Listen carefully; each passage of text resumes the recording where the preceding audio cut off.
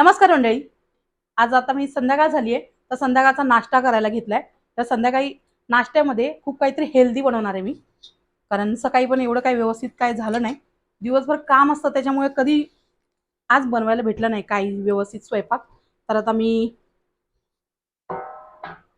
एक तुम्हाला चांगली छान 2 रेसिपी दाखवणार आहे. कारण की खूप जणी खूप दिवसांपासून मला रिक्वेस्ट करत असतात, "अगं तू रेसिपी कर, रेसिपी कर."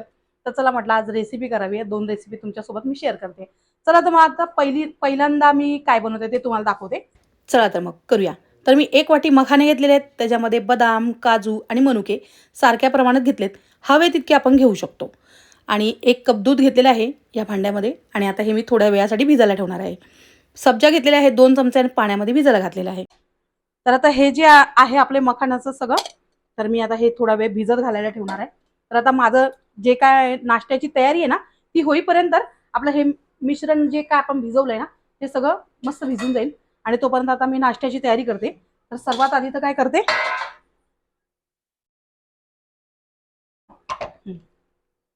आम्ही ब्लेंडर आहे, या हँड ब्लेंडरचा वापर करून आहे ना, मी आता एक रेसिपी करणार आहे. याच्यामुळे ना आपली कामं खूप सोपी होतात.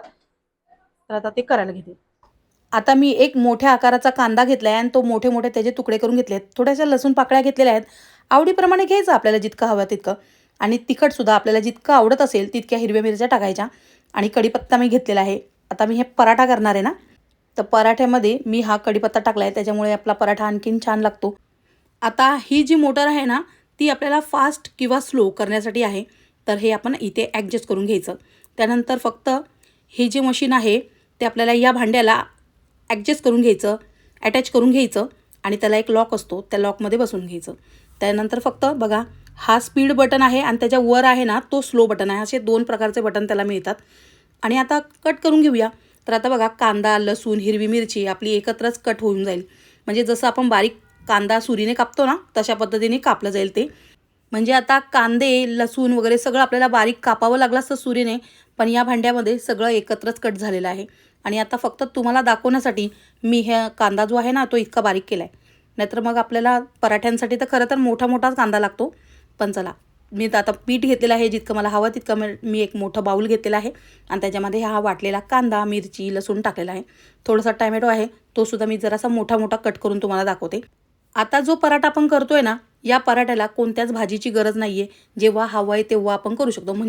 म्हणजे मुलांच्या डब्यासाठी वगैरे डब्यात द्यायला हा पराठा कधीही छान. कारण की आपल्या घरामध्ये कांदे, टमाटे, मिरच्या तर असतातच.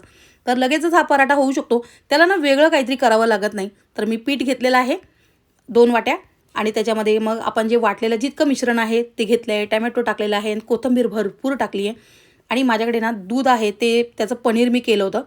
तर म्हणजे दूध खराब झालं होतं ना, तर ते पाण्यासहितच मी त्याच्यात टाकलेलं आहे. तर ते पाणी नेहमीच चांगलं असतं. टाकून देण्यापेक्षा त्याचा नेहमी पराठा करावा. खरं तर आज दूध फाटलं होतं, त्याच्यामुळेच मी हा पराठा करायला घेतला आहे. आता त्याच्यामध्ये मीठ, हिंग टाकायचं आणि आपला कांदा, लसूण मसाला आहे ना, तो याच्यामध्ये टाकला ना, तर आणखीन खूप छान होतो पराठा.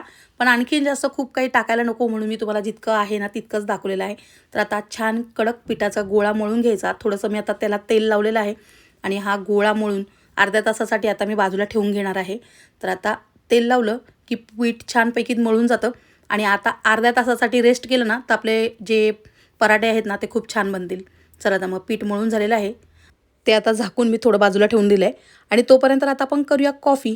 तर हे कॉफी करण्यासाठी विस्कर आहे, तो इथे अटॅच करून घ्यायचा आणि मी आता थोडी 2 चमचे कॉफी घेतलेली आहे आणि 4 चमचे साखर घेतली आहे. त्याच्यामध्ये ना थोडंसंच पाणी टाकायचं. पाण्याच्या ऐवजी दूध कधीच टाकायचं नाही, नाहीतर मग त्याची क्रीम होत नाही. तर आपल्याला असं वाटतं की पाण्याच्या ऐवजी आपण जर दूध ठेवलं तर अजिबात चांगली होत नाही कॉफी, म्हणजे क्रीमच त्याचं बनत नाही.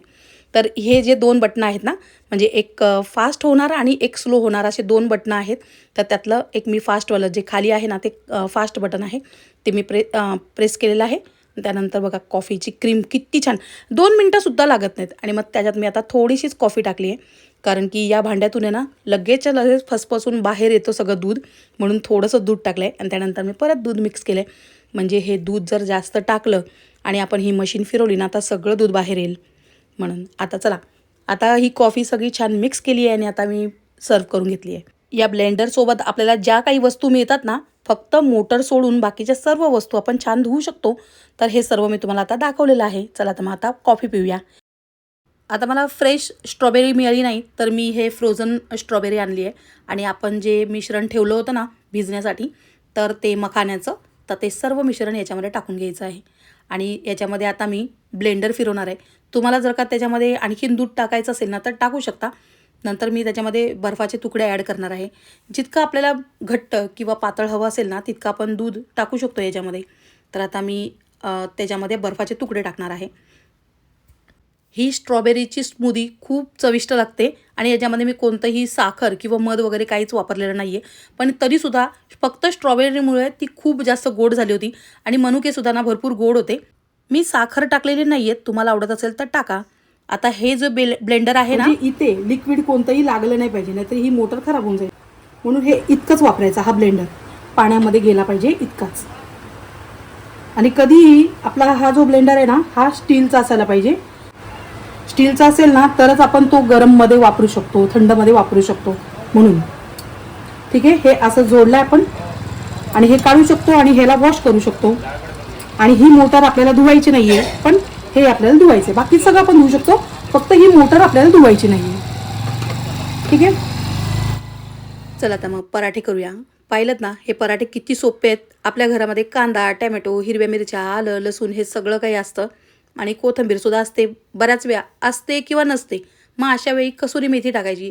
आज माझ्याकडे कसुरी मेथी नव्हती म्हणून मी टाकलेली नाही आहे, पण याच्यामध्ये टाकली तर आणखीन जास्त टेस्टी लागते. आणि बघा तुम्ही पाहिलंत ना याच्यामध्ये भाजी टाकायची काहीच गरज लागत नाही.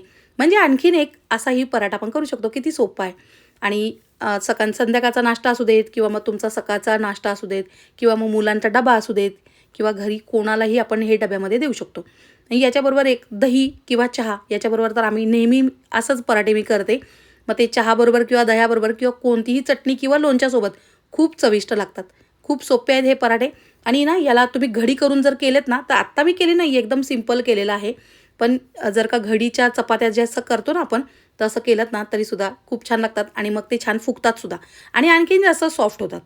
आणि हा जो पराठा आहे ना तुम्हाला हवं तितका तुम्ही कडकसुद्धा करू शकता. म्हणजे जर का आणखीन पातळ केलात आणि तो मंद आचेवर जर का आपण शिजवला ना छान एकदम खरपूस असा भाजला, तर तो कडकसुद्धा होतो आणि खूप चविष्ट लागतो. याच्यामध्ये आपण ज्वारीचं किंवा नाचणीचं कोणतंही पीठ, 4-5 प्रकारचं पीठ आपण वापरू शकतो. चण्याचं पीठसुद्धा वापरू शकतो. तर मी तुम्हाला आयडिया दिलेली आहे. मी आता तुम्हाला एकदम सिंपल मी तुम्हाला सांगितलं ना, घाईघाईत जितकं करता येईल तितकंच मग मी करते आणि तशीच मी घाईघाईत ही रेसिपी केलेली आहे. तर आता दही घेतलेलं आहे आणि दह्यामध्ये मी मीठ आणि साखर मिक्स केलेली आहे. खूप छान लागतं त्याने. आणि आता मी हे दही घेणार आहे पराठ्यांबरोबर खायला आणि त्याचबरोबर मी हे जी स्मूदी बनवली आहे ना, खूप चविष्ट झालेली आणि ही मी थोड्या वेळासाठी फ्रीजमध्ये ठेवली होती. खूप चविष्ट झाली होती. अगदी आईस्क्रीमसारखी लागते. जर का मुलांनी आईस्क्रीम मागितली ना, तर ही स्मूदी नक्की मुलांना बनवून द्या. त्यांनासुद्धा आवडेल. आणि जर का डीप फ्रीजमध्ये ठेवलीत ना, तर आईस्क्रीमसारखी होते. मी खूप वेळा तशी केली आहे आणि माझ्या मुलांना खूप आवडते म्हणून मी अधूनमधून नेहमी करते. चला मग आता आपण काय काय बनवलं बघा. पराठे बनवलेले आहेत, स्मूदी बनवलेली आहे आणि त्याचबरोबर वाढलेले आहे हे छान मसालेदार दही. आणि खरंच आता गरमी इतकी वाढली आहे ना, की स्वयंपाक करावासं वाटत नाही. आणि अशा वेळी जर का आपल्याला असं काहीतरी गॅजेट मिळालं तर आपल्याला सुद्धा किती छान वाटतं ना. आपल्याला तर छान वाटेलच, पण आपल्या मुलांनासुद्धा छान वाटेल. आणि तुमचं पण हे स्वयंपाक लवकर व्हायचं असेल तर तुम्हीसुद्धा मागू शकता, ज्याने आपला स्वयंपाक पटकन होईल. आणि तुम्हालासुद्धा जर का हे ब्लेंडर आवडलं असेल तर डिस्क्रिप्शनमध्ये त्याची लिंक दिलेली आहे, त्याच्यावरून तुम्ही मागवू शकता. चला तर मग बाय, परत भेटू.